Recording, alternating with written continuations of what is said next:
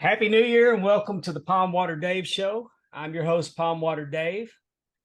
Joined with me tonight is the First Lady of the Arn Anderson Fan Club, the lovely and talented Miss Amy Vaughn. Amy. Hello, how are you? And if you'll notice, Justin's absent tonight. Justin's on special assignment. But pitch hitting for him tonight is the man of the hour, the man with the power, too sweet to be sour, the lovely and talented Andrew Hermes. Andrew, welcome to Pondwater Dave Show. Thank you very much. Glad to be here. We appreciate you pinch hitting tonight. Definitely. Pinch hitting. Pinch hitting. Pinch. It's with an N. Yeah, we're in a pinch and he's hitting. That's right. So, or striking out, depending on how this goes. Are you telling me I may have to heavily edit this video, this episode? Wouldn't be the first time. You'd be surprised. The first half of the show won't have so many huns and and long pauses and stuff like that, because I'll go in, I'll get them, but then I'll get, after about 30 minutes of that, I'm like, nah, let it fly. Let it fly. Oh, so how was New Year's Eve? How'd you bring it in, Andrew? I watched the Ohio State kicker shank that football as the bell dropped, and it was magnificent. Because if there's one team that I despise more than than the Dallas Cowboys, it's Ohio State. Oh, we're going to start early, aren't we? Well, we can. Oh, goodness. So why you got hate with the Cowboys? Oh, I've just always despised the Cowboys for the same reason I despise Ohio State. The fan base is the most obnoxious in the country. Dang. Have you seen the contingent from Philadelphia? Okay, second most obnoxious. Thank you. That's a fair point. I'll take that, but don't. I mean, they burn things when they win. When they win the Stanley Cup, when they win the Super Bowl, when they they threw batteries. They threw batteries at Coach Landry. They did. They had a jail. They had a jail in their stadium with a JP court. So when they arrested them during games, they could go before the judge. That's true. They don't have it there anymore, but it hadn't been too long since they removed it. That's 100% accurate. Yeah. Yeah, it was nice of Ohio State to provide that ball drop 50 yards and wide. Oh, I would have had a better shot making it. That poor kid, he'll never live that down.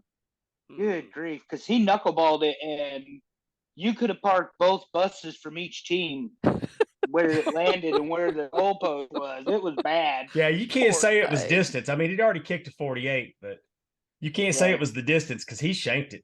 I mean, he hooked it, pulled it, whatever. That pressure in that moment. Yeah, that pressure in that moment, though. I mean, the national championship's the chance for it's on the line. And I'll put it out there now because Justin's not here. I don't think you see the same Georgia team next week. I think it's going to be a blowout. It's going to be a one-sided blowout. TCU, bless you. Man, I wouldn't sell TCU short, though. Well, I did against Michigan, and you saw how that ended. Oh, I thought it was going to be a mismatch, but yeah, but they came out strong and made Michigan's top 5 defense look ridiculous in the process. I don't know what the line is, but I can only imagine that they're getting no respect, and the team that gets no respect will show up to play like they have something to prove. Heck yeah. Well, if you're TCU, you got nothing to lose. You're against the two, back-to-back undefeated seasons, defending national champion. If you lose by 45, who cares? You were there, and no one expected you to be. But if you go win it, then it's, the Cinderella story. Exactly. Everybody loves an underdog. And I'm okay with either team winning. I mean, I wouldn't have a problem seeing TCU win the national championship. No, I mean, that would really mean they earned it because they slayed both Michigan and Georgia on the way there. So. I mean, all the teams I hate have been eliminated. Because I hate Ohio State, too. I mean, Urban Meyer didn't even coach there anymore, and I still hate them. Yeah, they're terrible. God, I hate. The Heat with the Cowboys also is Jimmy Johnson, by the way. Really? Yeah, because Jerry Jones let him go. And the Cowboys probably should have had 5 or 6 more Super Bowl championships if Johnson was still coaching. Yeah. You know, Jimmy played Jerry on that deal, though. I don't know. He played him like a fiddle because he started talking about wanting to go to the beach, and he wouldn't mind going to Miami. And Jerry did go to Miami. And Jerry got pissed off, and he let his money get mad. Jerry will even tell you he let his money get mad. Heck, Barry Switzer walked in the door and tried to fix it. He wasn't trying to take the job. He was trying to fix it because he even knew there was more to win. But Jimmy wanted to be back on the beach, and he played Jerry Jones like a fiddle. Because Jerry Jones may be rich, but he's an idiot. He is an idiot. The running back that he traded all those picks for that busted up. Herschel Walker. What was it, Herschel? Yeah, it was the great train robbery. And Jimmy did that with Minnesota. Yeah, not good. Not good at all. It was good for us. I was in Vegas. The summer before the Cowboys went to the Super Bowl for the first time in the 90s. And I put a bet down on the Cowboys to win the Super Bowl. And I mean, I think it was like 40-1 odds. But I mean, they weren't good the year before. The year before, they were not good. And I got to cash that ticket in. I mean, it was like, why not? It's like buying a lottery ticket. And I did the same thing. A few months ago with the Stars. Back in September, I bought a ticket for the Stars to win the Stanley Cup, not knowing they were going to be as good as they are this year. So fingers crossed, because that one, the odds were a lot better, and I'm going to get my $10 is going to win me 940. You might have the touch. I was going to say, you might have the touch. If you end up winning this, we might have to let you predict some more things. They got to turn it around sometimes. That's totally betting with your heart. Mm-hmm. But anyway, enough football talk. And what'd you do for New Year's, Miss Amy? You know, this was the first year that I can remember we did not watch the ball drop. We went to bed. We had we totally binged Yellowstone, and like seasons 1 through 4. We are completely caught up now. And it's like 10 episodes every season. So I mean, that was like 40 hours worth of TV that we shoved in some time when we were off. I think we were just exhausted. And so we just went to bed. Violence. You chose violence for New Year's. I guess so. We had a couple Kentucky mules early, and we just were like, let's just go to bed. I was like, I couldn't stand up anymore. But Yellowstone is well worth it. And that is also a favorite of the man, Arn, and his son, Brock. They are big Yellowstone fans too. And so they also said Tulsa King. I've not watched that, but that might be a next one. And I tweeted this to Brock. Taylor Sheridan, who writes Yellowstone, also writes Tulsa King. So no wonder everybody it's kind of being written by the same person. So it probably has a lot of things, like you said, that people tend to enjoy. But I mean, Yellowstone has me emotional, up and down. The Dutton family is just, I don't understand why everybody hates each other. It just but I can't stop watching. So that is how I brought in 2023. But 2023 so far, 4 days in, it's been really good. So, maybe that's what I'll do from now on, is just binge a season of shows and go to bed. We went to Dallas and spent New Year's Eve with the Dallas Stars. We went to the arena and kicked the compound crap out of the Sharks 5-2, and it was a fun night at the arena. We had, whenever the Dallas Stars score, Pantera plays. Oh, cool. Nice. Because Pantera's Dallas Stars fans. They actually spent a day with the Stanley Cup when the Stars won it back in '99. Everybody, like, I got to get my picture taken with the Stanley Cup because Budweiser got it for a day, and they had a reception for all their vendors, all their stores. So we got to go And even Pantera got to spend the day with it, but they wrote the Dallas Stars like a theme song, and it's like da da da da da da da da da da Dallas Stars. Yeah. So after stand up and screaming Dallas Stars 5 different times to Pantera, my voice was shot. I had a blast. Did you go with who'd you go with? I know your wife, but I took my youngest daughter, Brittany, Brittany and her husband Rick, and we she's recently purchased my daughter that hit the deer that we talked about on the previous episode. Yes. So she replaced her car with a Porsche Cayenne, and she let Daddy drive it. Oh, nice. And when I thought I got it up to 93. She said it was 97, but I was on my way to 100 when she got my attention to get off the gas. You better hope she don't meet no deer with that thing. Goodness. Oh goodness, it was fun to drive, and we went to dinner, and I had a smoked old fashioned. Ooh. It was a whole presentation at tableside. They bring like a cedar plank out, and they've got a torch, and he does the torch, and I got a video of it. I'll attach it if you watch us on YouTube. Yeah. But the cedar smelled good, and they just get it lighted up enough to where it starts smoking, and they lay the cup on it, the glass, and then they do the whole presentation with Buffalo Trace, and it was so good. Interesting. So good. Yes. I love an old fashioned. Bougie as hell. Let you drive the car once.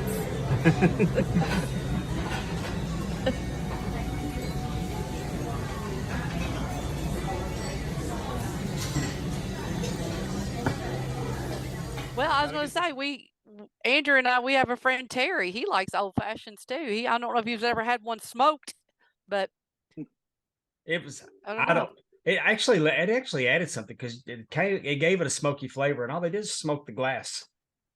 So cool. I got tickled at the waiter. He said, "Yeah, I guess it's good to drink here before you get there, and all the high dollar drinks at the arena." And I'm thinking, hey, asshole, I'm paying $15 for a drink that's this big. Exactly. I was going to ask you, how much did your you're going to talk? Yeah, it's a $15 drink, and you're talking about at what I'm fixing to pay for drinks at the arena, which they are expensive, because 3 beers and a Sprite was $47. Oh my gosh. Woo. But we had a blast, and we walked out into Victory Plaza right outside the arena, and they didn't do a ball drop there this year. Everything was happening a few blocks over at the Reunion Tower, which, if you know anything about Dallas, it's that great big ball in this next to the Hyatt Regency. You can see it in the Dallas skyline. It's that ball, and they had fireworks, like fireworks were coming out of it. Oh, cool. And it was like if Walmart did a show on television for like think Dick Clark's Rockin' New Year's Eve. But it's as great value can get. Local production. They had a guy singing.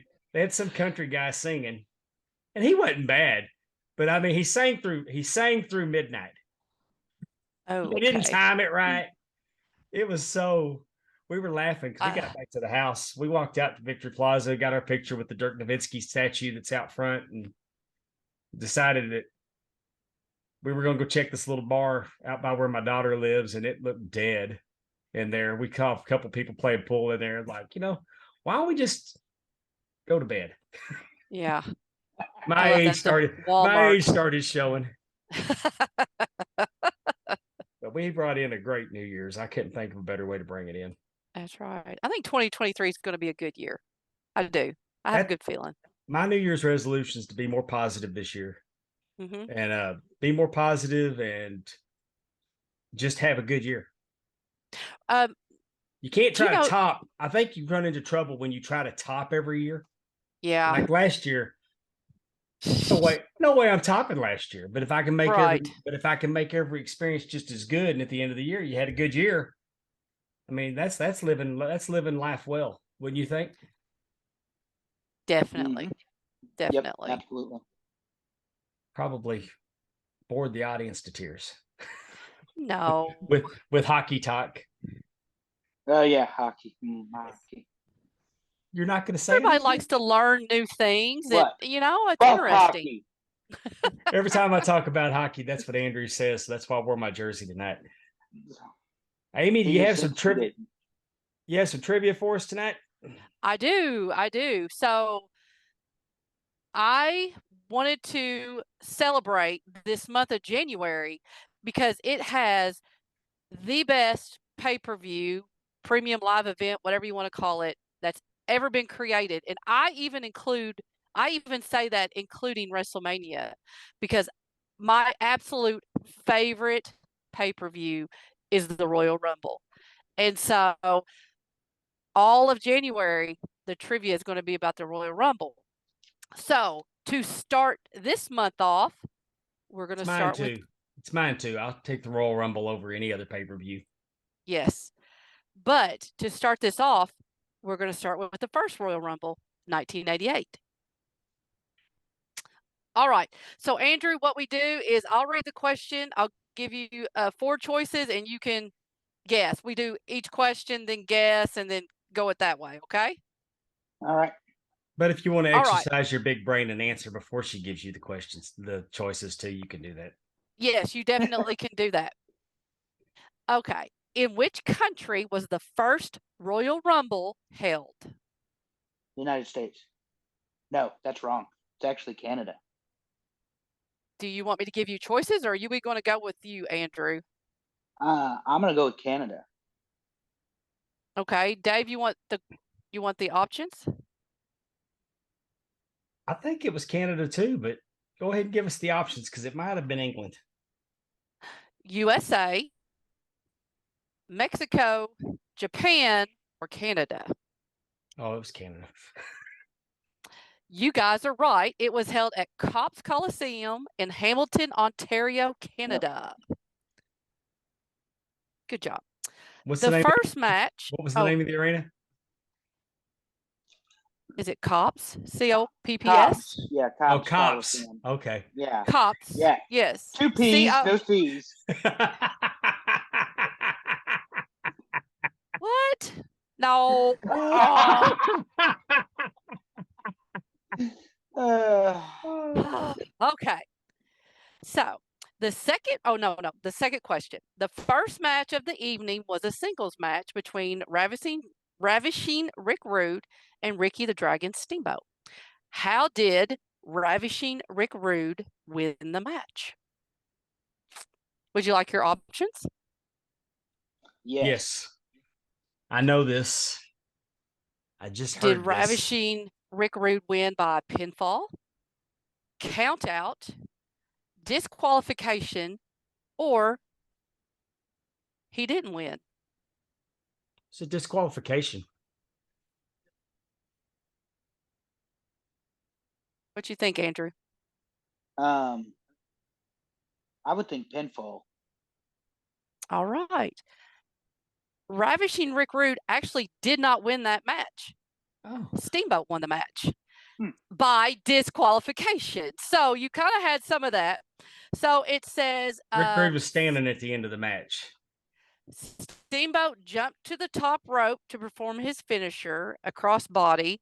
When Rick Rude saw what happened and pulled the ref in front of him, which obviously knocked the ref out, ref came to, and so then he claimed that he disqualified Ravishing Rick Rude, and Steamboat won. But yes, you're right. Rick Rude was standing tall, but that is what happened. He pulled the ref in front of him, so then he got disqualified.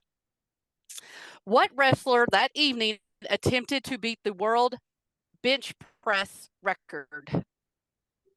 Dino Bravo. Dave, do you want the options or do you want? No, it was Dino Bravo. That is correct. He was attempting a new world bench press record by lifting 715 pounds.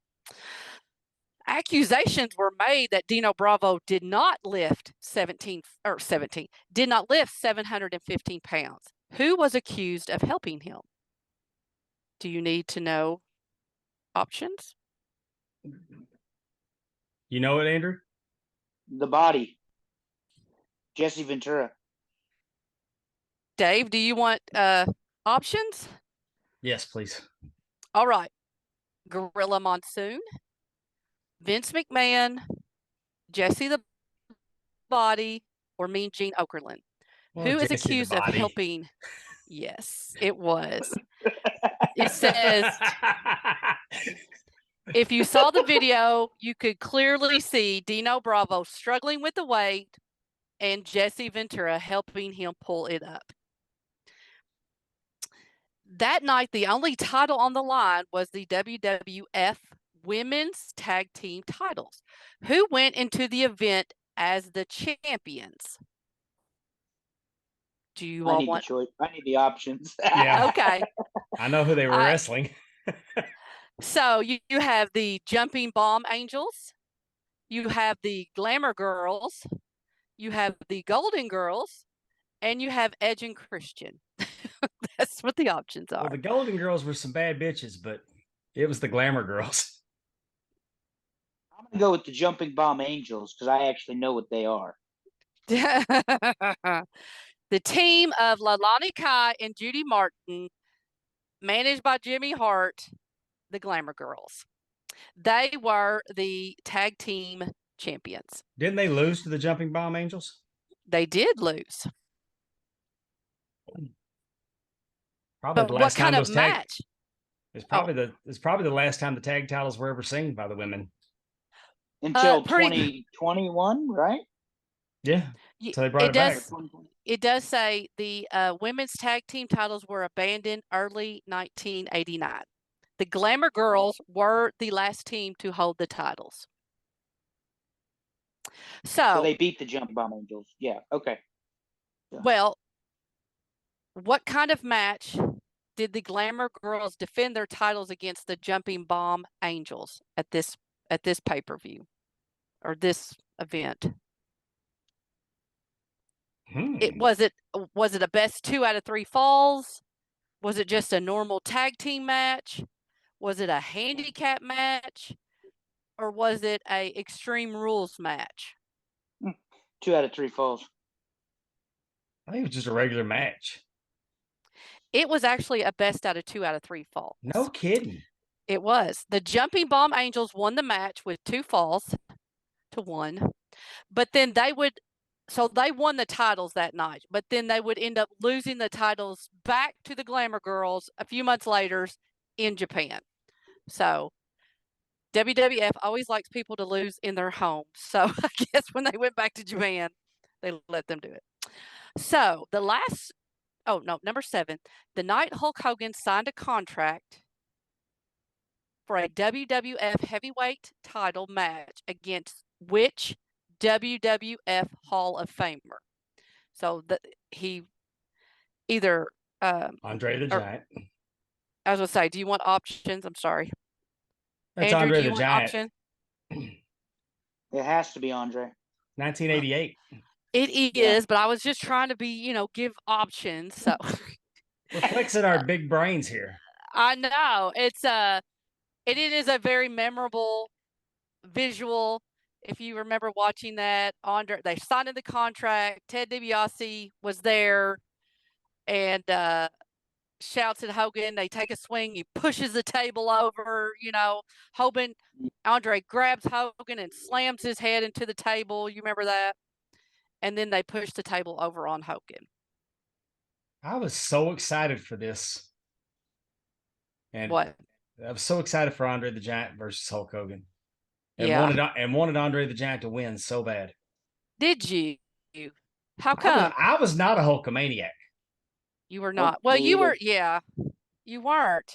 How come? Why weren't you? Because you already seen enough through WCCW. Because you like Freebird. You like the Bad Boys, right? Yeah. Well, also that, and I was a Ric Flair guy. I like my world champions to like wrestling and not want to be movie stars and cartoon characters. No, that wasn't hitting for me at the time. No, I understand that. Andrew, how come you weren't a Hulkamaniac? Because I was a Macho Man guy. I'm with you on that one. He's my favorite too. All right, number 8. What was different about this Royal Rumble compared to others? Would you like to have some options? Had the fewest men. It had 20 men, I believe. And I think the Dave? time was different. The time between entrants was longer. Do you want options or do you want to go with that as your answer? I don't like to be wrong, so go ahead and let's have some options. Okay. I mean, you gave me some choices a little while ago that were kind of like saying, which one of these towns is not in Texas? Dallas, Houston, San Antonio, Moscow. Exactly. I mean, it was pretty easy. Exactly. I think, because I like the Royal Rumble, sometimes I think these questions are very easy because I can't tell you how many times I've watched the 88 Royal Rumble. So I never know, okay, is it really easy or is it, is it going to be difficult? So, number 1, there were only 20 competitors. 2, they entered every 10 minutes instead of 2 minutes. Everyone started outside of the ring, or you had to pin opponents instead of over the top rope. What was different? Right. Dave was right. It was the exact same. It's 20-man battle or 20-man Royal Rumble. Yeah, it was 20. It wasn't the time. Yep. Exactly. But that's okay. And it says there seemed to be no reason for this, but it was rumored that there was not enough wrestlers who had not already wrestled for 30. But doesn't most battle royals, don't they usually have 20 men? Yeah. Did you know? 20 man over the top rope battle royal was pretty common. I think maybe that's why they started off with that. Sometimes they would do a 10-man battle royal in the territories, and really? then they would open the night with it. And then the matches for that night were determined by who got thrown out of the ring first. They would do the matchmaking that way. That's kind of different. I like that. I like that. Yeah. I do too. They did that. Yeah. You'd open the night with the battle royal, and then you'd have 5 matches because you had 10 people. I wonder why we don't see more of that. I think that's a great way to, Sometimes they do that if they had an 8-man tag. They'd have what they call a captain's match. And one of the participants from each team would have a match earlier in the card. Nice. I know. I always love learning stuff. What WWE Hall of Famer drew number 20 for this Royal Rumble? Would you like options? Oh, yeah. Yes. Greg the Hammer Valentine, Hulk Hogan, Junkyard Dog, or Andre the Giant? JYD. Dave, what you think? JYD. You both are correct. JYD was the last to enter, but he actually lasted the shortest amount of time, staying in the ring for 2 minutes and 8 seconds. So, the last match. This is the other thing that I love. The Royal Rumble match was not the last match at this pay-per-view. The last match of the evening was between. Do you all know? This is I'm just curious. Do you know what the last match was? What the last match was between? It was tag teams. Just want to take a wild stab at it. British Bulldogs. Demolition? Because 88? No. The last match of the evening was between the Young Stallions and the Islanders. I do remember this now. One of these men held the WWF Tag Team Champion with Andre the Giant. Who was this man? Haku. Of the Islanders. You are correct. So that is our 10 questions for the Royal Rumble 1988. As we all know, Hacksaw Jim Duggan was the first winner. And if you are a member of Ad-Free Shows, or if you're not, you may want to become a member of Ad-Free Shows because we are doing a Royal Rumble 1988 watch-along with Hacksaw Jim Duggan. Oh, that'll be fun. What? I can't remember the date, Andrew. Do you remember? Is it the 24th? Is it the 24th? I believe it is the 24th that you say that. Yes. on the 24th. How cool is that? We're actually going to be able to do a watch along with the person who won the very first Royal Rumble, and you can only do that at ad-free shows. I look forward to seeing everybody ask him questions about the home invasion. Yeah, well, there's not too much to ask. He had it well under control. Sounded like it. Bless his heart. I mean, he's going through cancer and everything else, or he beat it. He's beat cancer, hasn't he? He's kicked cancer's ass a couple times. I think it might have come back fairly recent, and maybe he's back in remission. But I've got some Hacksaw Duggan trivia for you. Okay. Amy, who was Hacksaw Duggan trained by? Let me think. He was up northwest. No, he was in the northeast. Do you know where Hacksaw Duggan went to college? Somewhere in New York. He played football. He played football for SMU. Really? And was trained by Fritz von Erich. What? You know what? Why the hell did I think of anybody else but Fritz? I don't even know why. I should have known with Pondwater asking the question. Here I'm thinking, he's from New York. I'm going to say Killer Kowalski. I didn't know what I was going to say. I should have known Fritz von Erich was the answer. Von Erich was the answer. Well, I was giving you the opportunity to say Billy Jack Haynes, but hey, Billy Jack Haynes and Hacksaw, they wrestled many, many times in the Portland area. So maybe I'll ask him about Billy Jack. There you go. We also, Andrew, we love Billy Jack Haynes started following. The name Billy Jack Haynes kept coming up during the podcast, and just random stuff that we would see. Like I was listening to a crime podcast and his name came up. So we always try to talk about Billy Jack, because if you really think about it, it's almost like a 6 degree of separation. We can always find a link to Billy Jack somehow. And like I said, Hacksaw Jim Duggan, the winner of the Royal Rumble, is that link. Wrestled him many, many times in his career. So there you go. Well, we had big things happen in the world of wrestling this week. Whew, have we not? We had quite a surprise that even our good friend was kayfabed on. Even her father was kayfabed on.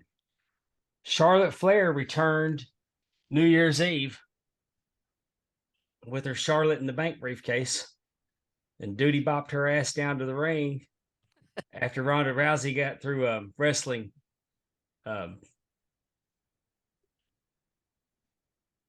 What they change her name to? Raquel? Is it Gonzalez? Rodriguez? Oh, they changed her name. The girl that she looks like a yield sign when she does her muscles. I mean, when she turns her back. I think it's Rodriguez. Yeah. It doesn't matter what her name is. Built like a goddess. I mean, she turns around and she that triangle. I mean, just looks like a yield sign. She's built incredible, and she had a good match with Ronda. And I guess that you can stand up on the ropes now and put a hold on somebody, and the referee doesn't count anymore while you're on the ropes. But they sat up there for a while, and Ronda was posted up, put that elbow lock on her, and they fell back. Since she landed, she tapped. And so Ronda retained the championship, and here comes Charlotte. The music hits, and it's new music, new presentation. She wasn't wearing a robe. She looked like $1 million. And she walked down there and she said, Ronda kind of messed with her a little bit, asking her if she wanted a rematch at the Royal Rumble. And she said, no, I want it tonight. And Ronda agreed. Even Shayna Baszler tried to tell her, you just wrestled. Don't do it. And Ronda's ego got the best of her, and Charlotte immediately kicked her in the face, and Baszler jumped up and Charlotte kicked her in the face, and Charlotte went to spear her, and then went to go Ronda rolled her up and had the arm, and just as she was locking the arm up, Charlotte rolled her up and looked like she grabbed a handful of tights to me. It looked like she grabbed a handful of tights. Definitely. 1, 2, 3, new champion. Mm-hmm. Now, and don't get me wrong, I don't care if Charlotte hit her in the head with a baseball bat. I love Charlotte Flair. I'm happy with this. But then Charlotte gets out of the ring and she's up in the stands celebrating with the people. And I'm just scratching my head like, you just did the most heel shit that I've ever seen. Because normally the heel comes down and needles the babyface champion into putting the title up in an impossible situation while they're exhausted or hurt. Mhm. And you take the title that way. But here's Charlotte doing total heel stuff as a babyface. And I don't know how I feel about it. Because I like my queen to be vicious. But I mean, we don't have a robe. She's not wearing a robe. And so the presentation's different. The music's different. The attitude's different. Tactics are the same, though. So I was all over the board about it. Like, is that just my New Year's gift or what's going on with that? Don't you think with that? I think that's one of those things that they always kind of fall into is when someone has been away, they're going to get cheered when they come back, especially if it's been, not saying she wasn't an injury, but, a lot of times like Seth Rollins and, Triple H and, different people have come back from an injury. And even MJF, when he came back, he had been gone for 2 or 3 months. People cheered. I think it's just a natural reaction to seeing somebody back. So it may be that she played into that a little bit, but I don't necessarily know going forward. Because number one, I loved her gear. I love that purple. I mean, first off, that's my favorite. And so again, that's a whole different. Everything was tweaked, and I think that she's a really good partner for Ronda because I think somebody said it earlier.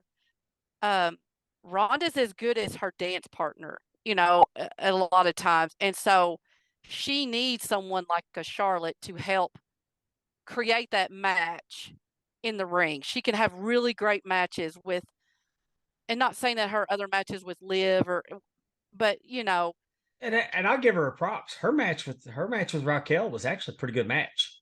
Yes, but Raquel is a little bit more of a seasoned wrestler, correct? Yeah. Well, no. And Yeah, you won't well, say as a it, so I heel- will. You Do won't what? say it, so I will. You won't say it, so I will, because you're too nice. Without a strong opponent, Ronda Rousey is not a good professional wrestler. Oh, I've said that on here before. I mean, without Becky, without a Sasha, without a Bailey, without a Charlotte, she's not very good. That's why her match with she needs a good That's why her match with what was Liv that match? Morgan. That's her match with Liv. Yeah. Was less than. No. Yeah. But I mean, I thought this match with Raquel was actually a pretty good match. Yes. It had its spots. But I mean, they told a story about that elbow. It was a built-in story. Yeah. And I think that's another, and that's why I think Shayna Baszler is a good addition to Ronda, because I feel like Shayna can run that that interference. Because I think, like you said, Andrew, she's not strong enough to know what to do when things don't go right or if things get off kilter. And so that's why you do have to have like a Charlotte or a Bailey or someone there, maybe even a Raquel, who's in the ring, who can navigate and who can, say this is what we're going to do and lead her.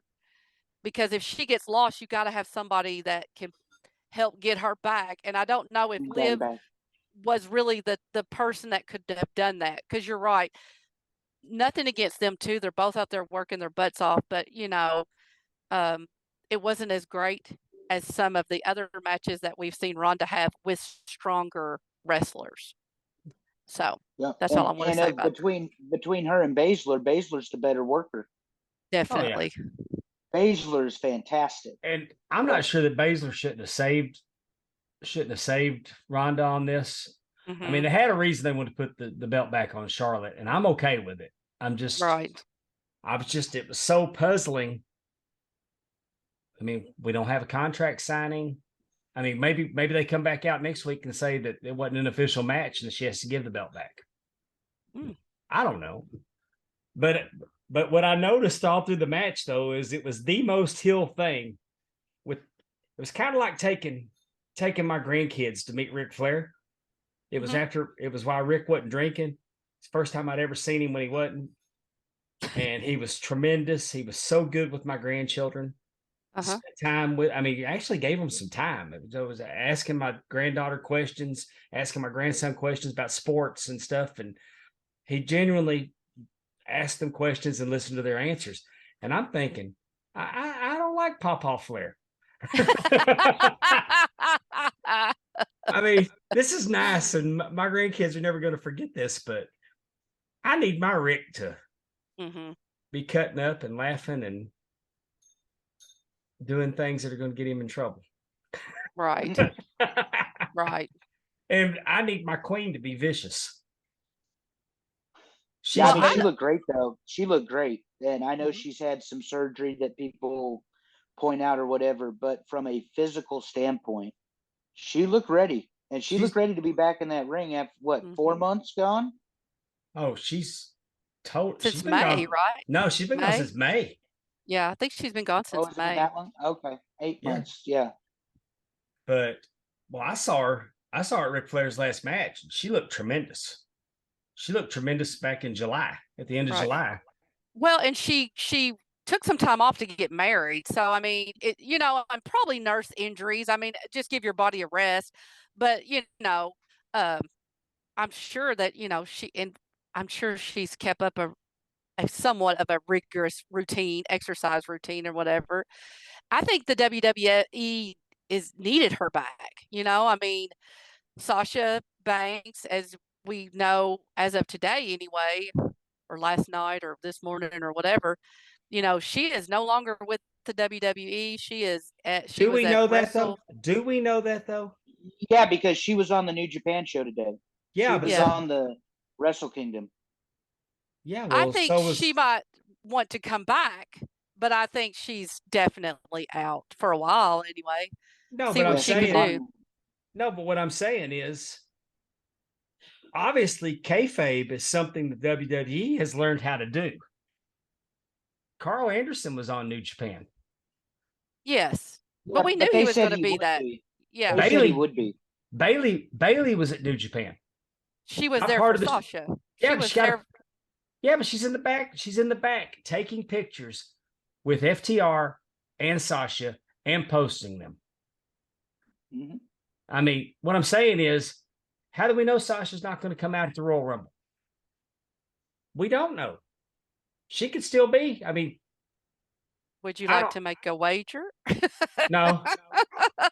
I'm just saying. I'm going to go with she's not. But I'm going to go that she's not. I like that we don't know for sure. True. I do like not knowing. I mean, I'm not huge about surprises, but like in general in my life, like I don't like surprise parties or presents or anything like that. But I don't like knowing absolutely everything because that does take away some of the fun of watching wrestling. And like the Royal Rumble, the show that is your favorite, the internet has ruined it. I didn't mean to interrupt you, but the internet has ruined the Royal Rumble because we saw so and so in town tonight, and that was who the surprise for the men's or women's was. How about when Hurricane? How about when Hurricane showed up, and he had gone to great lengths to make sure nobody saw him. He had his wife wearing a wig, and he made sure that they got in. And when the Hurricane music hit, nobody expected the Hurricane to be in the Royal Rumble, and I like those moments. Yeah, and when Edge was part of the Royal, that was the loudest. I mean, that was crazy. I can remember that when Edge came out. Yeah, and just that hearing that music again. Even like when the Hardy Boys came out for WrestleMania. I don't remember what year. I'm not very good at those, but it was in Dallas. It was in Dallas in 2016. Was that 30? I think it was. It was 30. again, 30 was that in New Orleans, so that'd be 31 or 32. It was 30. Well, this is 32. 39, right? Coming up. Is this 39 or 38? 38, I think. Okay. So then is it 32? If it was I'm really bad about WWE stuff. Me too. I don't know. Pondwater's out of the chair. Here we go. I've got the plaque on my wall, and it does not say what the number is. Yeah, because 30 was New Orleans, and the only reason I know that is that's where Undertaker, the streak, got beat. That's the only reason I know that. Then it's got to be 32. 32. Okay. 30 is where the streak ended. That's the only reason I know that. 32 was in Dallas, and 33 was in New Orleans. And then at one point there was one in Atlanta or whatever that wasn't that at the stadium? It was 7 hours long. So before they went to the two night shows, that was in Tampa, right? When they did that, which I thought it was in one of the southern. Yeah, it was like 7 hours. It was crazy. What I was thinking the one about, in New York took forever. Oh yeah, the Meadowlands. Yes, and then was that the one where they couldn't get out, or the traffic, or the transit shut down, or something? Yes. Yeah, because that was Roxina. That was Roxina, wasn't it? I just remember Charlotte getting there in a helicopter. Yeah, I do remember that. Oh, that was a more recent one because Roxina was at the Meadowlands too. But I guess you're a few years further up. Yeah. Possibly. Well, what I was getting at is that pop, I think that excitement from the crowd when you don't know, and I think that's another reason why I love that Royal Rumble is that you really don't know who's coming next. Like sometimes you know who might be 30 because they won something or whatever, or you have ideas. And so, or people say they want to be in the Royal Rumble or whatever, but you really don't know, and you don't know the order. And so that's what it's cool. So when I love it whenever the countdown happens and people are saying, 8, 7, 6, and then the music, and sometimes there's not even like at first you don't even know, like, what is that? And you're like, oh my God, or whoever you see. That's like when AJ Styles came out, like number that 3. was, yep. His music, and it came up on the board, Wow. It was like I said, I like that. That's another reason why I love I'm intrigued this year. This year, I'm very excited for the Royal Rumble because the possibility that maybe Nick Aldis could be there. Definitely. I'd really like to see Nick Aldis in WWE. And also, somebody from Japan's coming to the Royal Rumble. True. They didn't let all this talent go over there with Nakamura, Carl Anderson. They didn't do all that without getting something back in return. And who do you think it could be? I've heard rumors that it's Jay White, but I wouldn't be shocked. But I wouldn't be shocked if it's Okada. Now, who won? Did Jay White win? No, Okada won. All is right in the world. All is right with the world. That's right. Because make no bones about it, Okada is the best wrestler in the world, in my opinion. I think Okada is the best wrestler in the world. I am a huge fan of Kichiko Okada. Do you think? And I'm not. If it wasn't such a pain in the ass for show and tell, I'd get the belt down and all my Okada stuff. Who do you think most WWE fans would recognize, Okada or Jay White? Like if if you have someone coming out, I'm just wondering. I don't know. I'm just asking you all. What do you think? I think Okada. You think people would know who Okada is?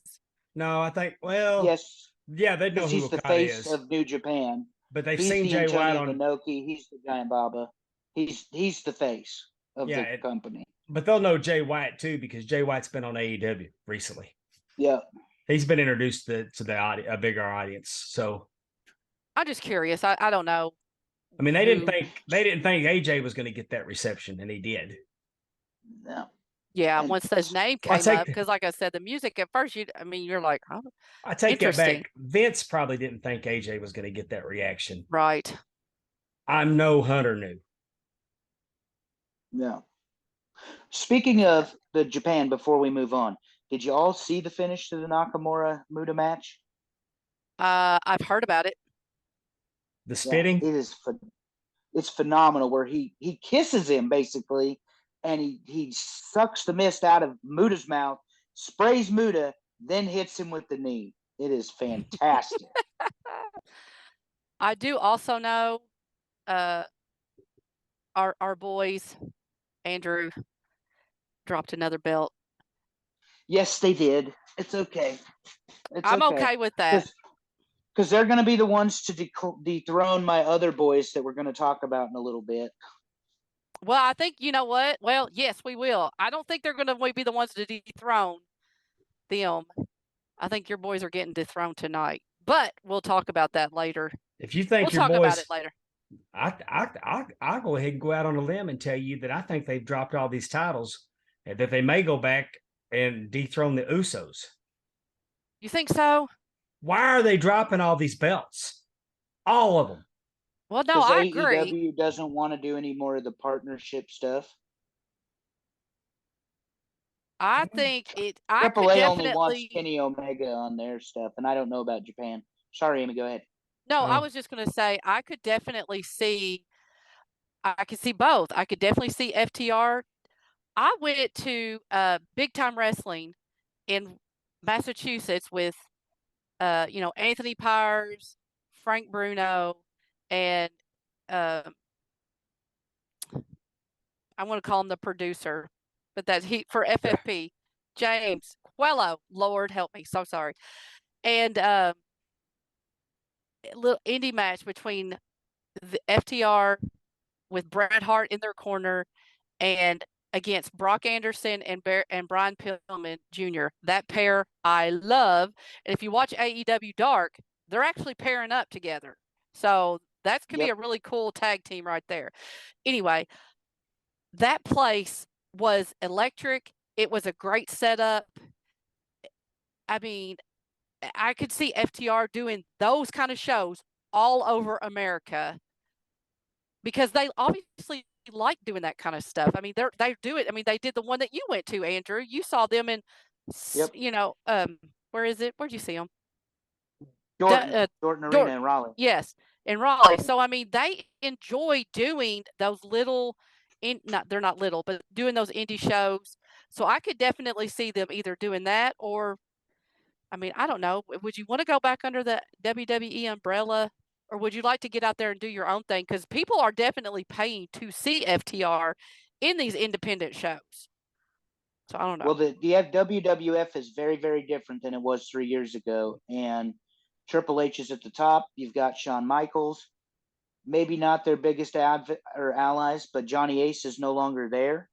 True. And he was not an FTR fan, particularly because Dax would be in his shit all the time.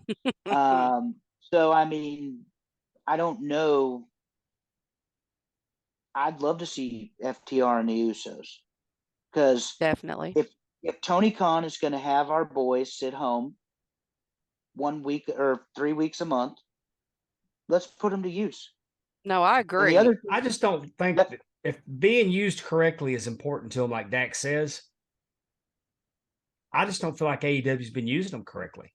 No, they haven't. I don't either. They're the best tag team in the world, and they proved it. And now they can drop all those belts back because it doesn't matter. It's a styles clash in AEW because they wrestle to make sense in a division that doesn't make sense. Well, I don't want to sound like that guy. I'm not saying that the tag teams in AEW aren't talented.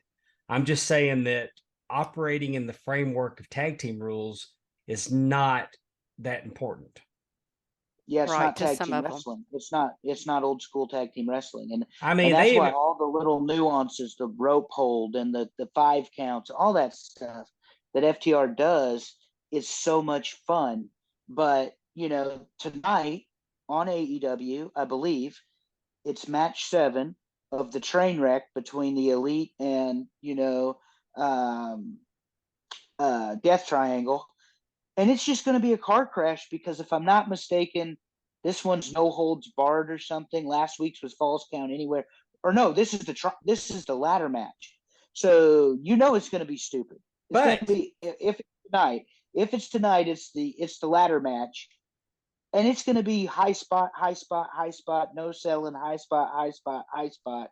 You may not believe this, though. I have actually enjoyed some of these matches, and I expected not to. But when you told me up front that there's no disqualification, okay, do what you do, because now I know. I mean, if every match that the Young Bucks in were a Texas Tornado match, I couldn't find a fault in it, because every match the Young Bucks is in is a Texas Tornado match. Mm-hmm. Yeah. Tornado rules. If it's a no disqualification, every man for himself, then I can enjoy it, because it doesn't matter what they do. And I like the drama with the hammers.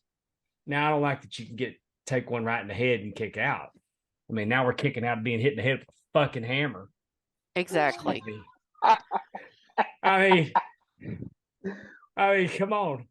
But that and that the reason their super kicks aren't that powerful is because they're wearing tennis shoes.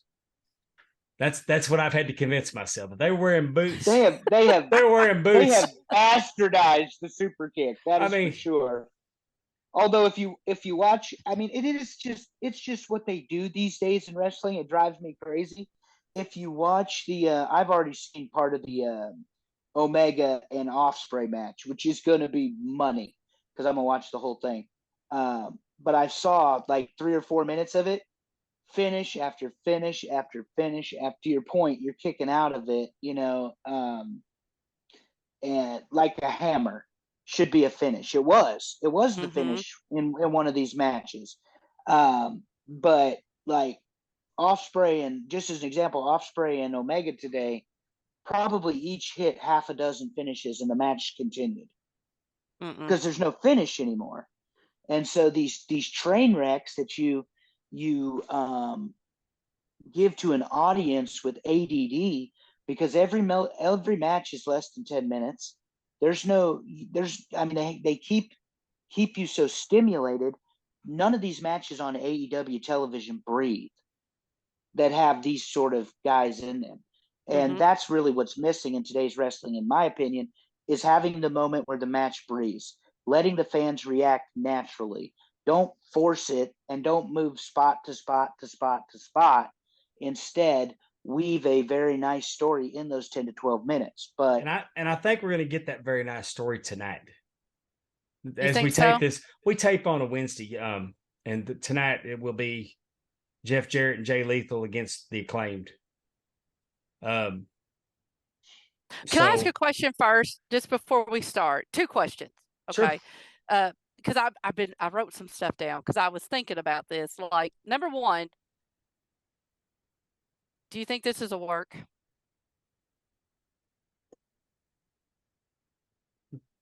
No, I know it's not a work. How do you know it's not a work? Let me tell you, because this is a real life situation.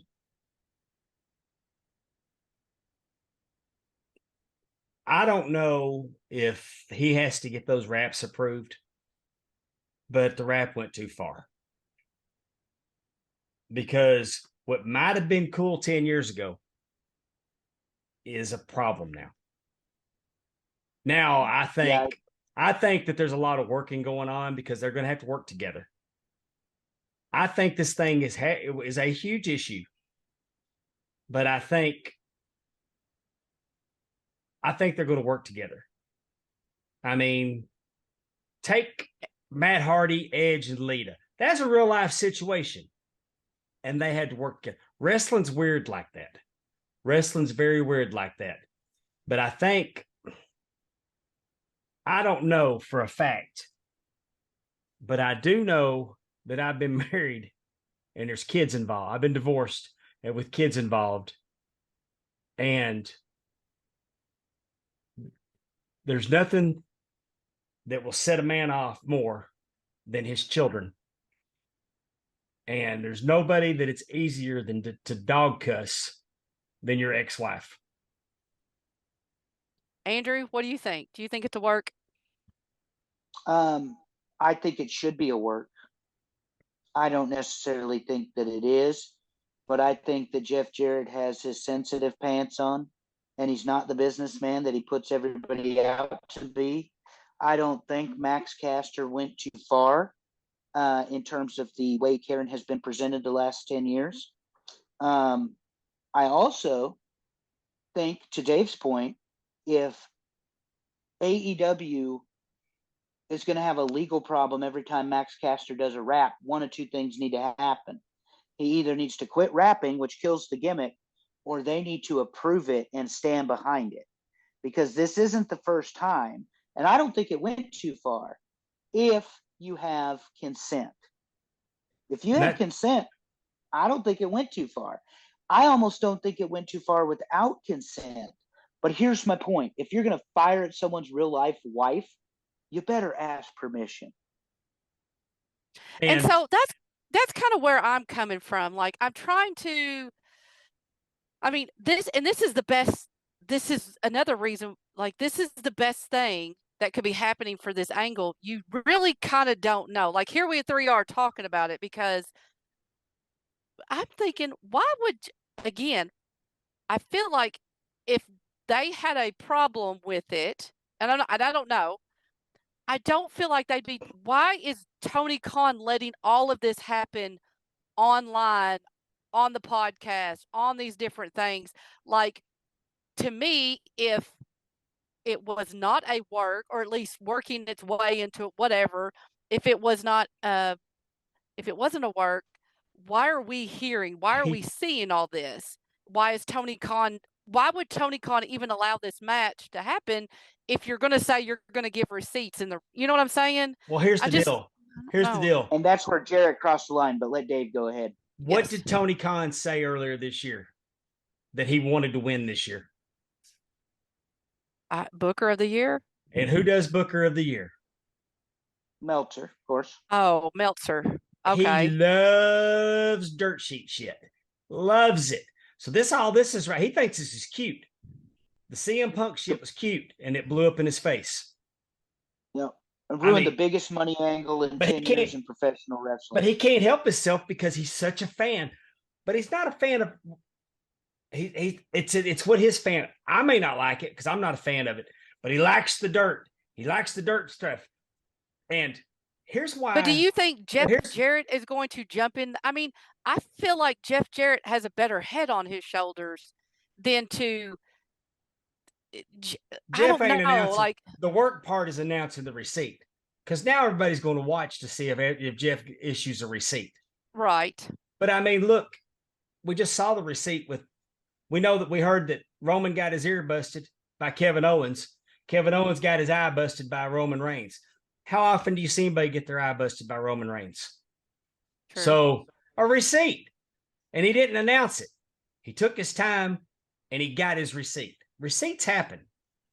Sure. I think that's the work part. But I'm going to tell you why this is a shoot.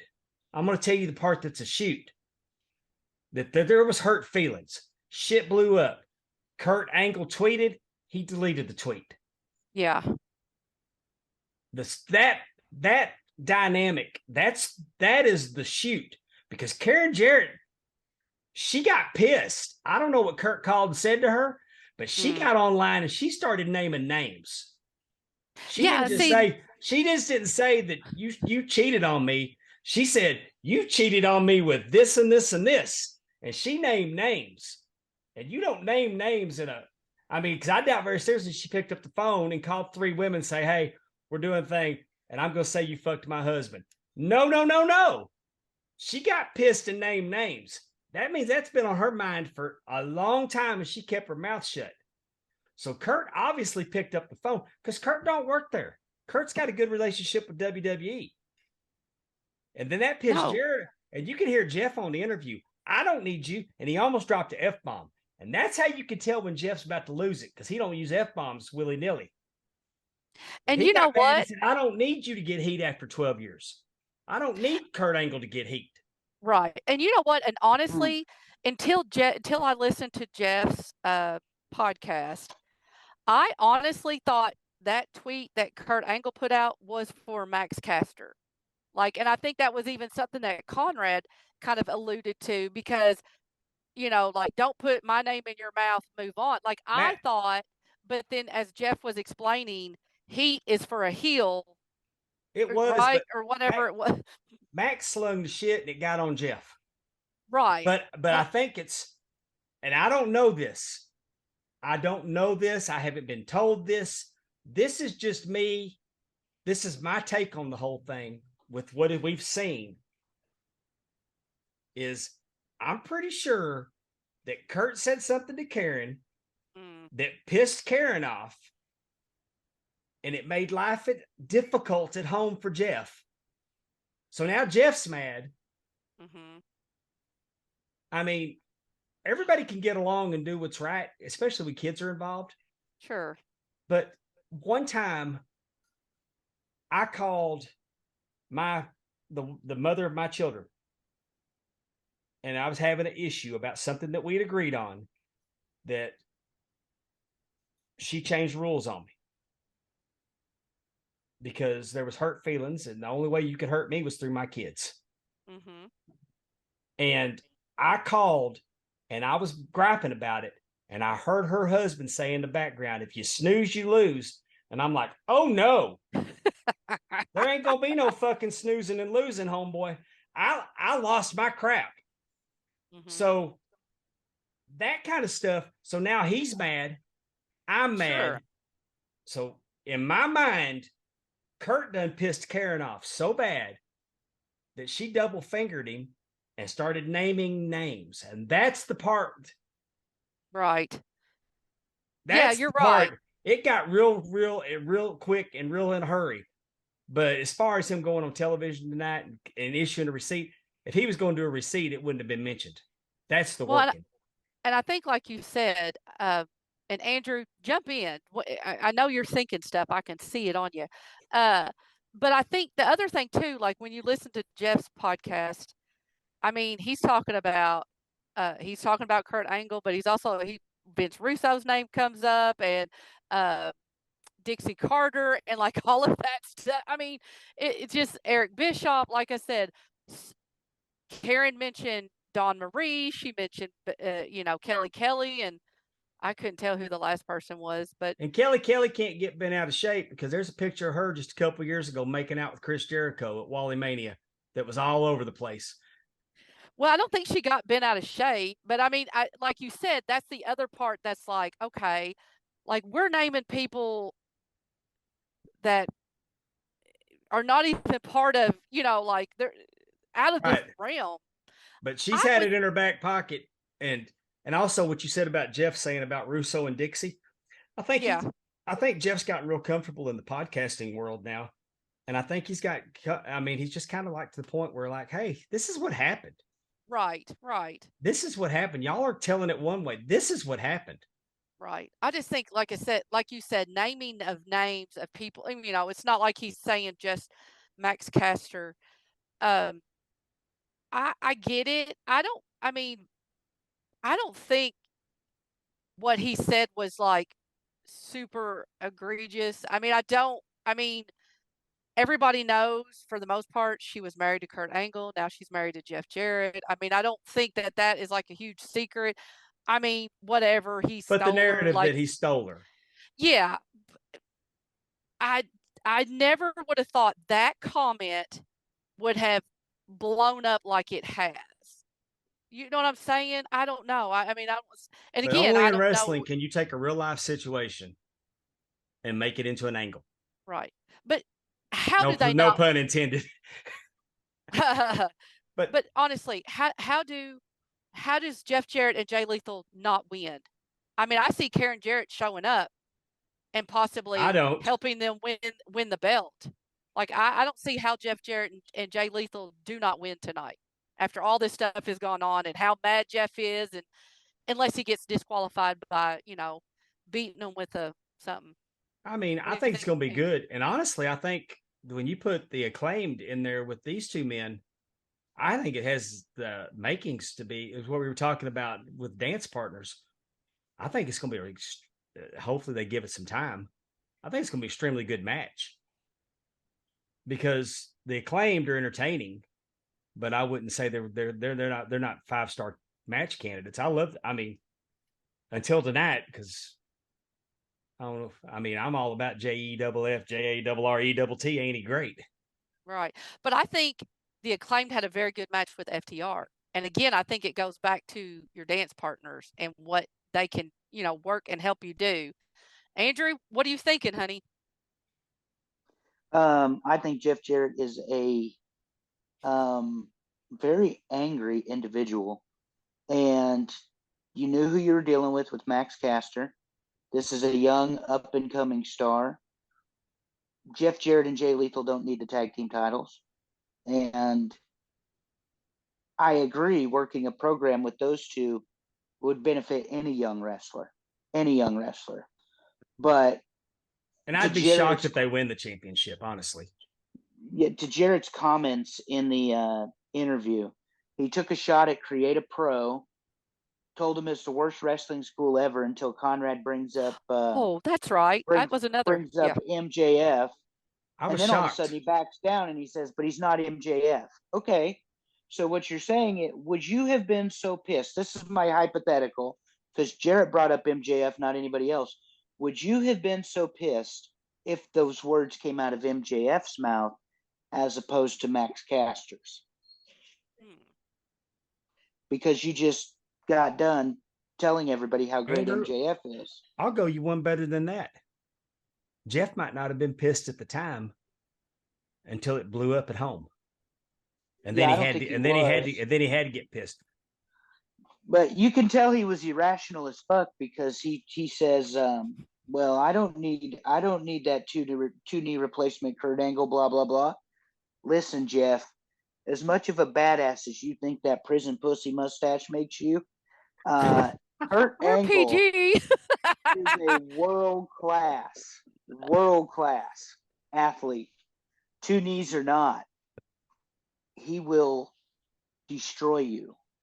And Jeff Andrew, Jarrett's anger is completely misplaced. Do you want to be pissed at Max Caster for going into business for himself? Do that.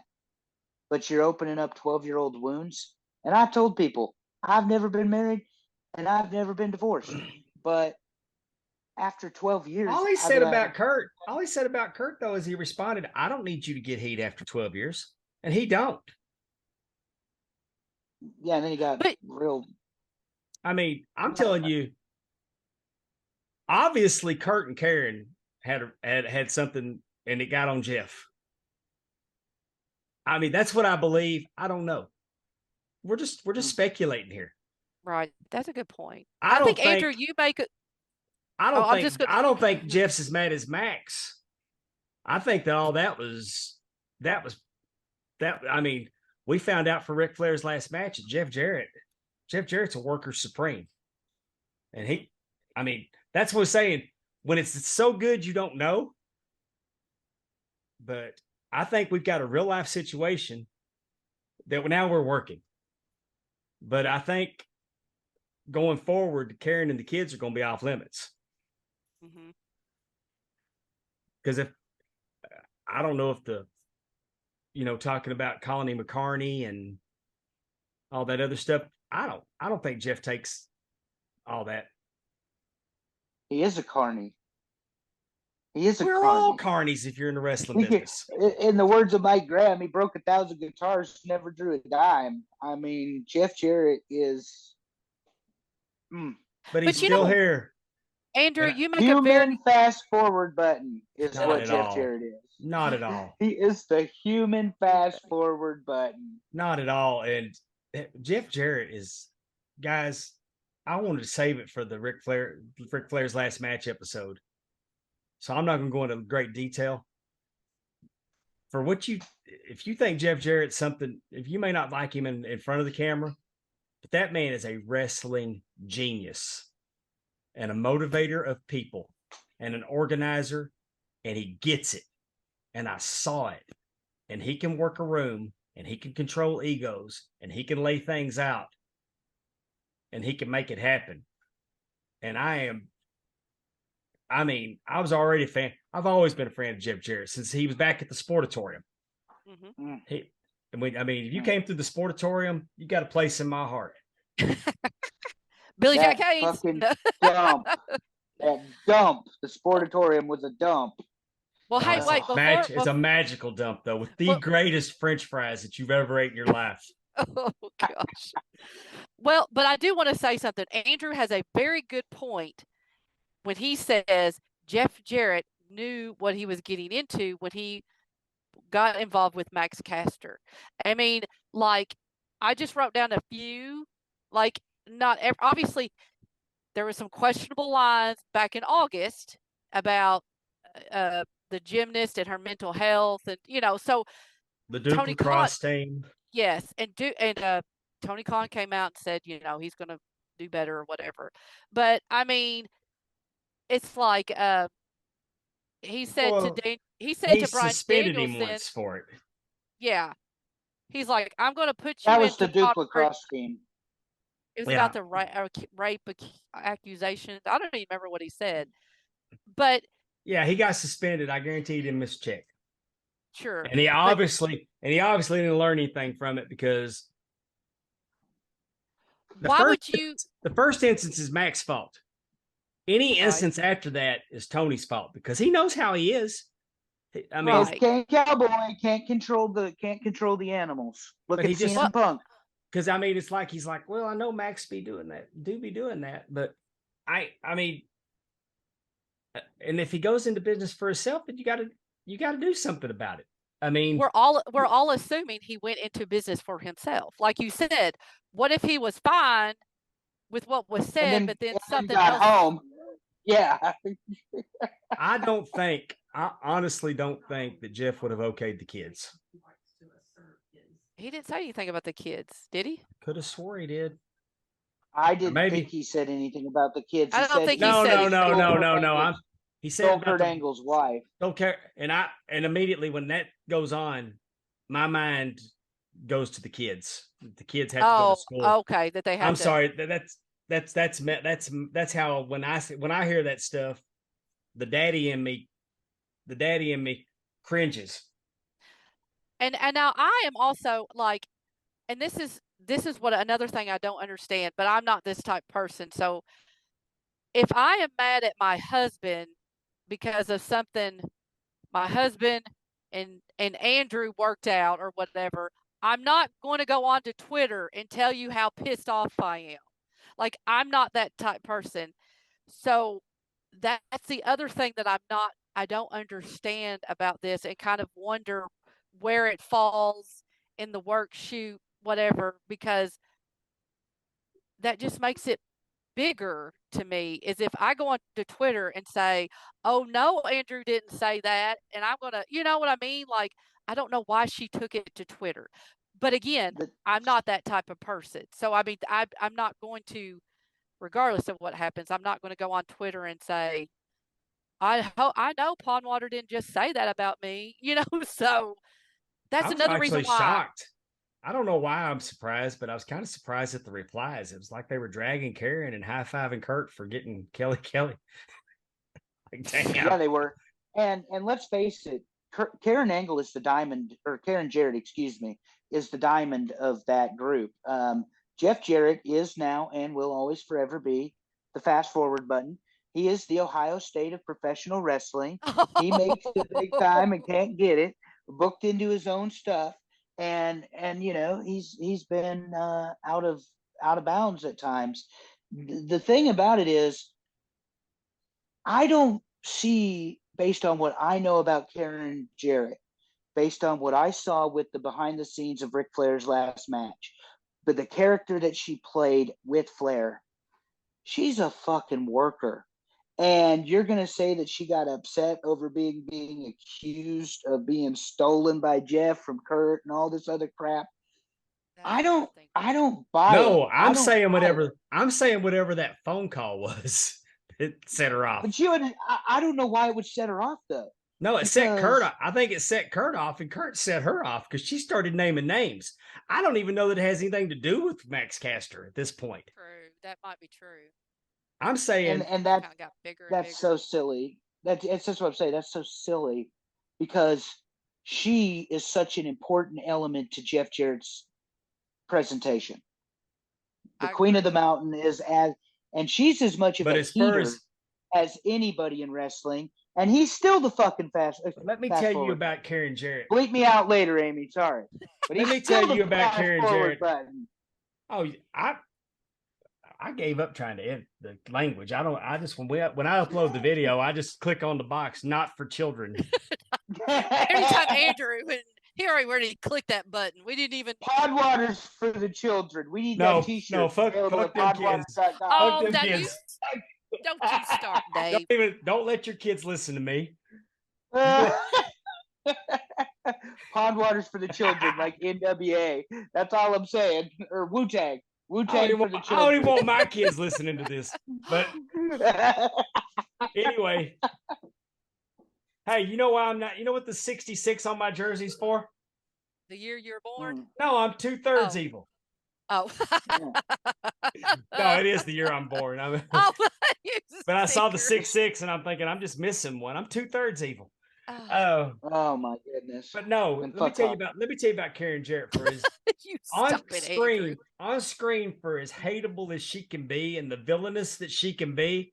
That is the absolute sweetest woman that would do anything in the world for you. When we went to Global Force in Jackson, Mississippi, when they were doing the minor league ballpark tour, they had like a meet and greet, and we had a little boy that unfortunately has passed since then, that was a huge wrestling fan, and he would have loved to have been there, but unfortunately his cancer was so bad that he wasn't able to be there. And my wife said, I'd like to get this shirt. Do you think it'd be possible that we could get, and she explained the situation and wanted to know if we get all the guys to sign it. And Karen Jarrett not only took that shirt back and got every wrestler on that card to sign that shirt for him, she delivered it to our section during the show, walked up and gave it to my wife up in the stands. She came to our section and gave it to her. And I mean, that just went a long way with me. And I mean, no, I agree. I've had 2 episodes where I've gotten to meet Karen. I've got a picture with her, and at Top Guy Weekend, she's very nice. I mean, but I agree, Andrew. She is a worker. I mean, I do think that she is very good. I mean, she was part of Casio getting the guitar over his head. So well, that's why I said I would think they would appreciate what Castor was trying to do. Everyone thinks it's malicious or whatever. It's just his thing. It's what he does. If you don't like it, don't want to be part of it, don't work with the Acclaimed. But then don't stop yourself when you're about to call Anthony Bowen something very uncolorful either, Mr. Jarrett. So, I mean, and he did. He stopped himself. But he went hard. Knows what he went as hard. He went in as hard on them as they went in on him. Oh, I think he got off easy with the Acclaimed, and they're going to turn it up. And I will be loving it because I just dislike Jeff Jarrett. And everyone loves the Acclaimed, right? Well, not everyone.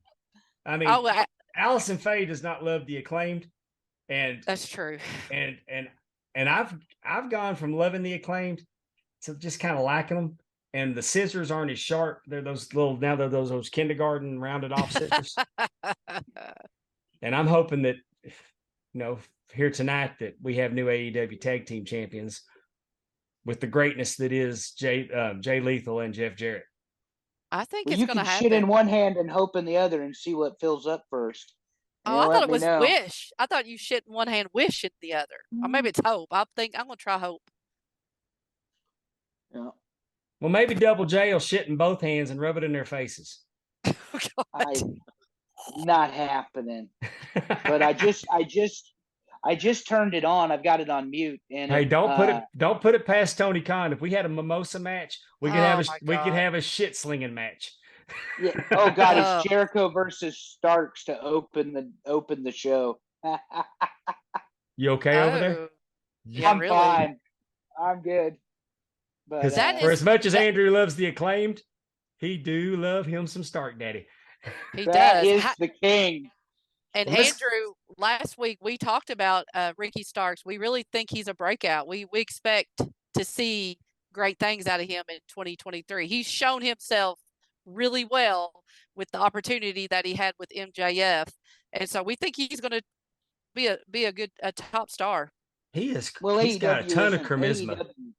Yeah, AEW isn't a size-driven league, so he's got the opportunity to be the TNT or the AEW World Champion. I really hope they let Max have a good run. He's the best heel wrestling's had probably since Rick Rude, Roddy Piper. I mean, just those old school heels. Right. And MJF gets it, but MJF gets a pass on some of the same stuff we're talking about that he takes even further, I would argue, than the Acclaimed have, But he's particularly Max Caster. Yeah, And it's you know, probably you're because he's very consistent true. with it. Well, Max is pretty consistent with his raps. I mean, he's talked about John Laurinaitis to Bryan Danielson, talks about Renee to John Moxley. I mean, you know, I think you have a very good point there, Andrew, about if MJF said it versus Max. You know, like that is very much something MJF would say about Jeff Jarrett if he was, you know, up against him for whatever reason. Bringing that out, it's not a hidden secret. Not that he stole her, but just she used to be married to Kurt Angle. I mean, they had something in Impact, TNA. You know, Yep. not like Yeah, stealing her away, but you know, but that's Kurt what I'm worked there and he saying. benefited from that. Kurt was No, in on the work. Kurt's not Right. in on the work now. No, I agree, but that's what I'm saying. It's not like they are like we never want to talk about this. So I don't know. I think it'll be it's interesting. It has definitely been a hot topic. And Starks And- is incredible, and Starks has been Yes. incredible for a long time. If I could only criticize Starks about one thing that I think he needs to do, he needs to go to great lengths to not look like Young Rock. I don't know that he does it on purpose. It's kind of his gimmick. Yeah, I don't needs think to he distance. does either because he gets complimented about it all the time. But I think it's a distraction. Don't do something that makes me think about somebody else. In what He's- way? I mean, He he's looks a great, like. I mean, Well, don't wear the shirt unbuttoned. Don't wear the. I mean, he but he what does. if that's how he wears his clothes? You know what I'm saying? Like, but what Rock, if that's him? I don't know. Yeah. I'm just Yeah, but does he want to be Nature Boy Buddy Landell no. I'm just curious. Like, or Paul, or does he want to be Nature Boy Paul Lee? I mean, I want Ricky Starks. He's so good. yes, I'm not criticizing him at all. I'm saying that's the one thing that I notice is that he can't change how he looks, but he needs to go to great lengths to not look so much like Young Rock. I got you. Because The unbuttoned shirts and that kind of thing. I mean, don't lean into it. Try because he is that good. Yeah, he definitely and he's is. been that good for a long time. And the thing, the difference between him and some of these other guys, I mean, he's a few years younger than me. I want to say he's 31 or 32, but he doesn't work a style like the Darby Allin or the Sammy Guevara and some of these others that are going to end up with the bodies of 80-year-olds at 50. Because I love Sammy Guevara. I like the character, just him being a dick and all this other stuff. But I don't need to see you come off a ladder through a table every week. I don't need Darby Allin to get muscle bustered onto the rollers of a skateboard, you know, that sort of stuff. I'm just like, good Lord. Because these guys are young. They're in their 20s. And by the time they're 40? You remember when Ric Flair called Mick Foley a glorified stuntman? Yes. And Foley took great offense to it. I think Darby Allin would think that's a compliment. I could see that. Because he's got this whole no fear mentality, which that's all fine and well, but at some point you're gonna really hurt yourself. Yes. And the fans are not, at least they're not going to enjoy watching you because they're waiting for that moment. You know, like it's almost like your kids. Like you're just like, is this going to be the time that he comes off of the, backwards off of the ladder to do the coffin drop and, something horrific happens. He won a match. He won a coffin match. And then after he won, got up on the top rope and dropped backwards through the coffin. Through the coffin, yep. I remember that. Why? And one of the things that oh shoot, I just lost my train of thought. Never mind. It'll come back. Oh, Jeff Hardy. So Jeff Hardy works that similar style, but every time he starts working, then he goes, it seems, unfortunately, turns back to the alcohol and that sort of stuff. I imagine it's a way he deals with the pain. I don't want to see Darby Allin be Jeff Hardy. I don't want to see Sammy Guevara be Jeff Hardy, where the man is a very talented, has a Hall of Fame career, et cetera, but every time he gets back in the ring, he gets a DUI. And that's because he's self-medicating to the point. Don't be that guy. Don't be 45 and have to be drunk all day, because that's how you cope with the pain and that's how you need to function. Right. Well, and poor Darby Allin, he's straight edge, so I don't know what he'd get into. Yeah, it's just a wheelchair if the radio's going. Right. I mean, no, really, you're right. He's going to kill himself. I mean, because he's not just doing wrestling. I mean, he does stunts too. Yeah. And hey, and I'm doing what makes you happy, but inside that wrestling ring, he didn't have to do all that. You don't have to run as fast as you can and dive out of the ring and hit the guardrails. But you know what? Now, I will say he's the only one that makes that tope suicida look like it would actually do anything. I will give him that. He shot out of a cannon. At their point, when you're doing headers into the guardrail, though, that isn't safe. That's. And I'm going to need, and I don't know, I hadn't seen the new set yet, but I'm going to need AEW to get rid of them guardrails and get a barricade like WWE. Because the way they hit those guardrails, they're going to get the crap suit out of them. The way those things are hitting the people in the front row. You know what, though? And that kind of goes back to the whole, I mean, we've talked about it before, chicken and the egg. The fans are the ones who want more. So then the wrestling stars give them more, because then that gives them more time on TV or better merch or whatever. And, you have fans who, like you were saying, it's like they're doing the flip fly. What does Jim Cornette calls it? Flip flop and fly. Yeah, flip flop and fly. Thank you. Well, I can put a bow on that for you. You say the fans want more? Give them less. They're still going to want more. And then there's more for you to give them. But do you remember? Yes. Did y'all used to watch Bugs Bunny and Daffy Duck cartoons back in the day? Yes. Do you remember the episode where they were on stage and Bugs would do something and the crowd would go nuts for him? And Daffy would do something even more and nothing but crickets. And then Bugs would do a little something and the crowd goes nuts. And then Daffy would do something even more fantastic and the crowd was cricketing. And then finally, Daffy Duck drank gasoline, alcohol, nitro, and then he set it on fire and he blew himself up. And he's floating up to heaven. And Bugs is like, Daffy, what are you going to do for an encore? That was our cartoons, children. No. That's today's. That's where we're at.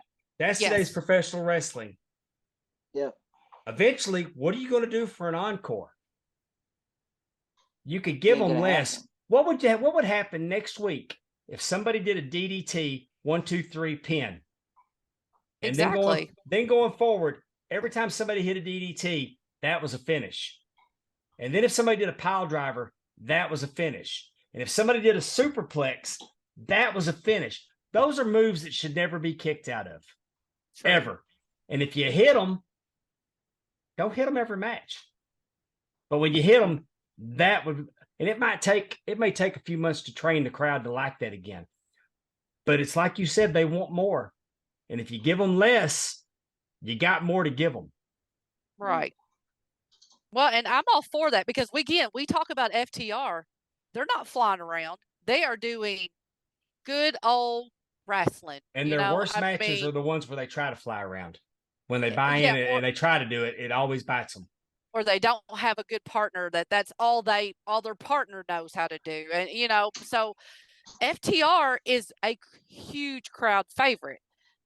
But, like you said, I think that the crowd has kind of got, and AEW maybe especially has gotten conditioned to where, well, if they like you said, a backflip off of the ladder, well, they're going to love, and then to pop right up like it didn't even hurt, like it just doesn't even make any sense.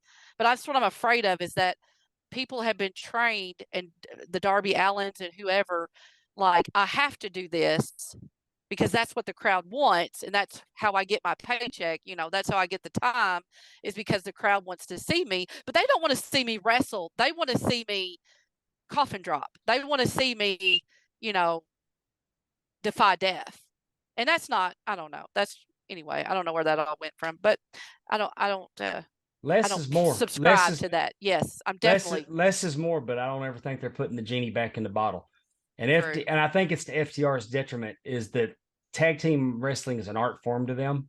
Mm-hmm. And right now, I just don't know that there's many people left that want to see the art. I don't know though. Dax is, it's my favorite wrestling. Well, and his podcast is number 2 in all of sports. So it's number one, yeah, and it's been number 1 in the wrestling space.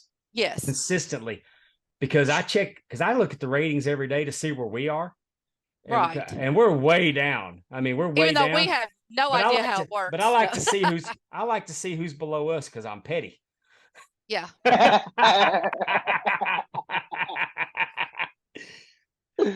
Hey, trust me, I don't mind being 237 when I see that Booker T's 238 or 233. We're like, we beat somebody. Because I feel like I'm living in a good neighborhood, Exactly. But people do want to hear Dax, and they do enjoy what he's doing. And so I think there's a lot more people out there than maybe others realize, because Dax is not dishing dirt. He's telling you straight as it is, what he does know. Well, he tells you what he knows. He's not making stuff up. I mean, he'll say, this happened, that happened. I wasn't even there. I go to this dressing room, and, we're fine in this dressing room, So he kind of, he's not, and like he says, I'm never going to lie to the fans. So when a question is asked, at least you're getting an honest answer. But like I said, you don't get that just because I think FTR has a lot of fans, and I think Tony Khan has really messed that up by not promoting and having them on and featuring them more, because I don't think he realizes the gem that he has in FTR, but he will eventually when they're gone. Well, and that's incredible to me that you wouldn't realize just how good they are when you're supposed to be such a walking encyclopedia of wrestling knowledge. Everybody talks about how great Tony Khan is and how understanding of this or that or something else he is. You have the best tag team since Arn and Tully. You have the best tag team since Bobby and Stan. You have the best tag team in the world. And night in and night out, they prove it, and you're not putting them on television. Exactly. But his taste, but his booking, his fandom, and he was a bigger fan of the Dudley Boys and the Hardy Boys and Edge and Christian. That's true. I mean, it's not hard to tell. It's not hard to tell that Tony Khan's fandom was ECW and WCW Nitro. True. And my favorite thing about watching AEW is because I don't know what's going to happen, and I like surprises. Back to the Royal Rumble. That's the attraction, because you don't know what's going to happen every week on AEW, because there's liable to be a surprise. True. Like new tag team champions, we just never know. Well, oh my God, that's stupid. Oh, anyway. So let's not you guys. I just saw the TV. Go ahead. Let's go. We're going to move into show and tell, and then we're going to wrap this up. And for show and tell tonight, since we talked about Charlotte Flair, I have a replica. This is the official WWE shop replica of the very first NXT Women's Championship. Nice. And mine is on real leather. and it's been restoned. And these are hard to find.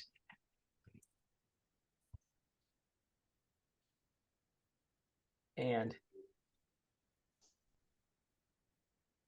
What's hard to find? What are one of the these belt? belts? One of these Okay. belts. This replica is not easily found anymore. But I wanted to show it up close, and then the leather. I don't know if I can get that stamp on there. I can kind of see the stamp, but I couldn't tell who is it. It says Red. And Red is Ron Edwardson, who does the AEW belts. Really? Oh, cool. So it was re-leathered and restoned by Ron on official WWF. It's an official replica. It's not a bootleg. So And Charlotte held that belt. That was her first championship in WWE. Her first NXT. championship. Okay. Yes. That's what I thought. How many times did she hold it? Just that once? She's held the NXT championship twice that I know of. Okay. I think she held that one once. And then she won the NXT championship from Rhea Ripley. The other version of it. Okay. This version she held. Yes. Which I've got a replica of every belt that Charlotte's held. Shocker. No. That's on the Flair wall. The Charlotte Flair wall. I was gonna say that's her own wall. Charlotte's got her own situation going over here. She's got about 4 foot wide up to the ceiling. And then she's got a shelf she's got a shelf over here. Her and her daddy got a shelf in the case over here. But then Rick's got a whole 12-foot wall over here. Yeah, he got the whole wall. He's got the whole wall. If she keeps going though, you're gonna have to switch those out because she's at 14, right? This is her 14th championship. Well, until they give her a new belt. I've got them all. Well, that's true. I've got the NXT, the Divas, the SmackDown, the Raw, the Tag. So, well, I guess that's true until they redo it. I just need her. And if she wins the Intercontinental, I'll have to get one of those. 24/7. I think they don't have retired the that one no more, 24/7. did they? But I've got a 24/7 because I keep it over here because when I went to a live event, I caught Ron Killing's T-shirt when he threw it. Cool. He threw it out in the crowd. I caught it, and so I put it in a shadow box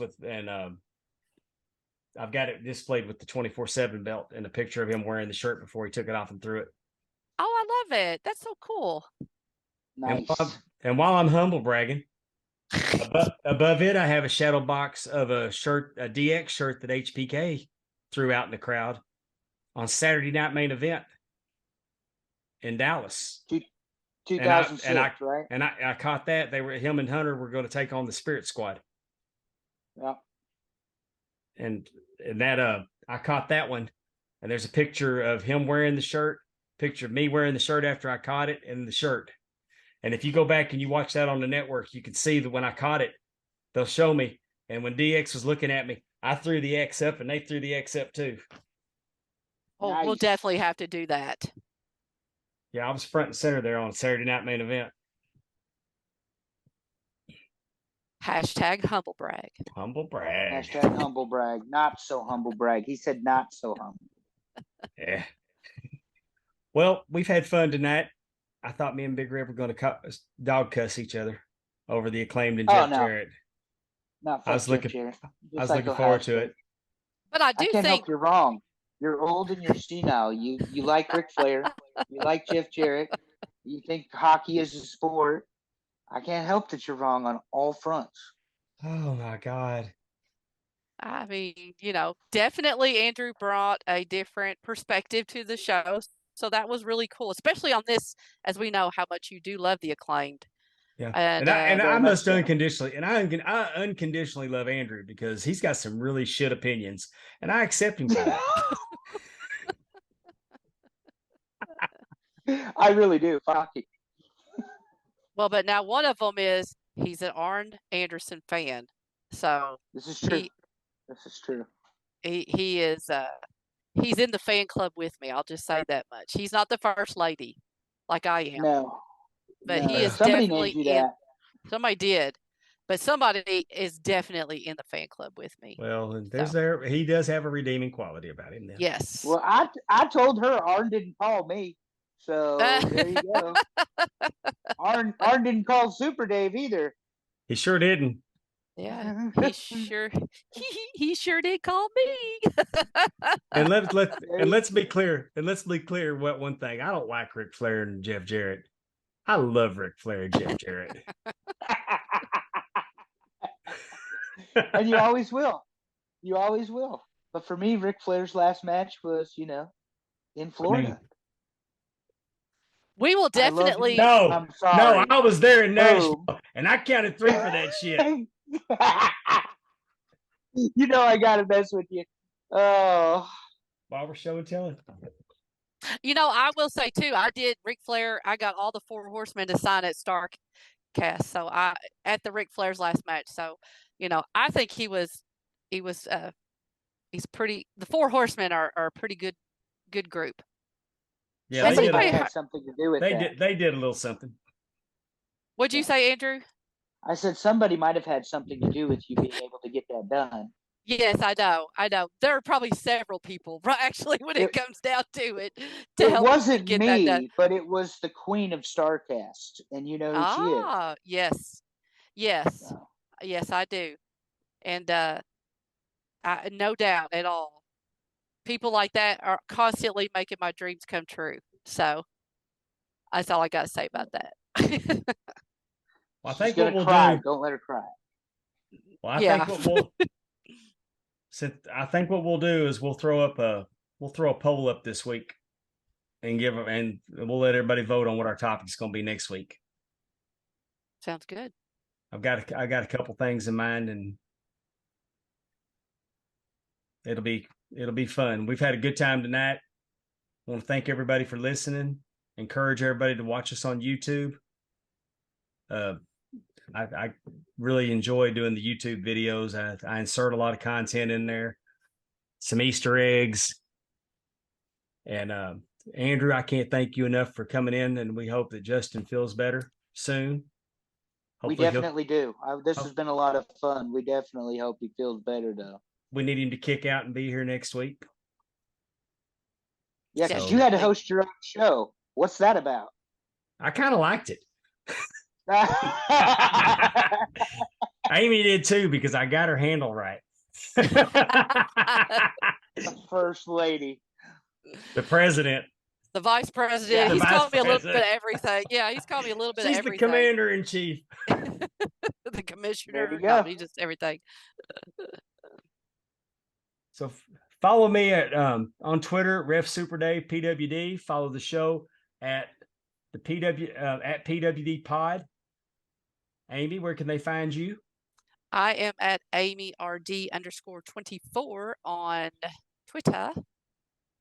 And I am on Instagram, but I have no idea what it is. I don't do a whole lot on it. I just go and look and see what Andrew or Allison Faye has sent me throughout the day. And so, but I am on Instagram. I think it's amyv.rd. How about you, Andrew? Where can we find you? I'm at 30-year fan on Twitter. If anyone's interested in my shit wrestling opinions, because and you should be, because they're really good. They're not NWA. like Pondwater. He's the WCCW guy. I'm the Mid-Atlantic NWA guy. Outside of that, it was all garbage. I'm just saying. He's not wrong. Oh, wow. This has been a lot of fun. Seriously. Well, thank you for coming, everybody. Yes. Thank you, Andrew. Good night, everybody.